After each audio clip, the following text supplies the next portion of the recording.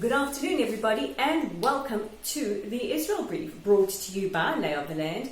I'm Rolene Marks, bringing you the top stories from Israel every Monday to Thursday on this platform and on our YouTube channel. We are at the Israel Brief. Click on the big red subscribe button. So many of you have, and we're delighted to see you there because it helps get Israel's news or Israel's side of the story out to the masses. So let's dive into those top stories making headlines today. And I'm actually happy to see that COVID-19 and all the news around that is starting to go slightly more down. There's other news dominating, but we're really hoping for good news. On the subject of COVID-19, Russian President Vladimir Putin announced earlier today that they possibly have a vaccine. He has tested it on his daughter and it looks to be working.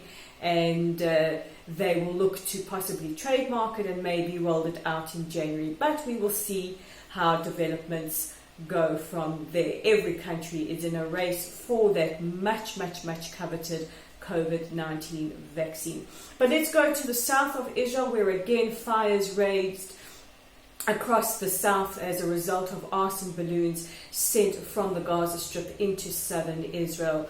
Earlier today, Prime Minister Netanyahu said that terror groups within the Gaza Strip will pay a heavy price for sending these arson balloons over the border.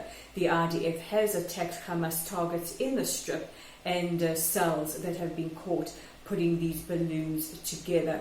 Now, mayors in the towns around the border have demanded greater action. They demand that the government, that the army do something more to keep these arson terrorists at bay.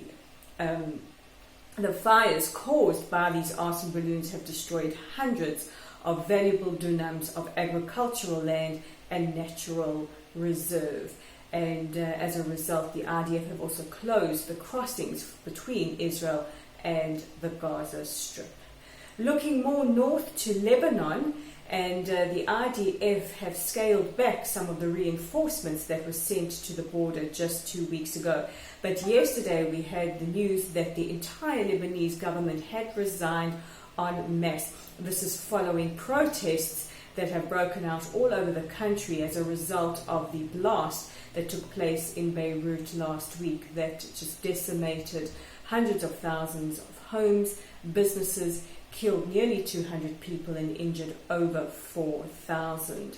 And many countries saying that they are very happy to give aid to rebuild the country. However, it is conditional on what happens with the Lebanese government. But the real worry is what this now means for Hezbollah. Hezbollah are recognized more and more as a terror organization, and the worry is, does this vacuum allow for an entry for Hezbollah? Hezbollah remains our greatest threat to the north.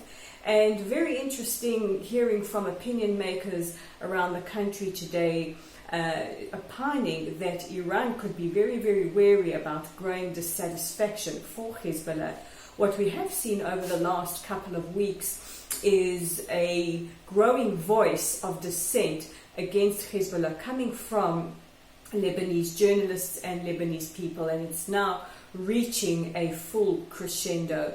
In fact, one very famous Lebanese journalist went onto her social media just a few days ago and said that, anything that they could possibly accuse Israel of is nothing compared to what Hezbollah has done to the country. And she says she has no quarrel with the state of Israel, even though we may disagree politically about the Palestinians. She has no quarrel with Israel. And of course, it is our eternal hope that we will see a change, and hopefully we will see a time of peace between the two countries. But two countries signing great deals are Colombia and Israel.